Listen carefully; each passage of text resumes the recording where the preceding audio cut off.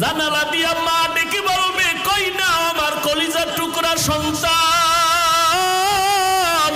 আমার এখন কে মায়া করিয়া আম্মু বলে ডাকবে, আমার এখন কে মোহাব্বত করে আব্বু বলে ডাক দিবে।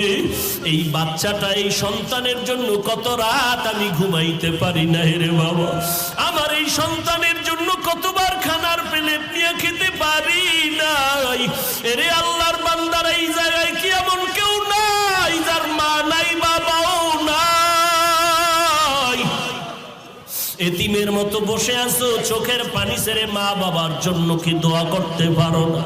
যদি গুনার কারণে চোখে পানি না আসে, ডানে বামে তাকায় দেখ আর চোখের এক ফোঁটা পানি বের হয়ে গেল।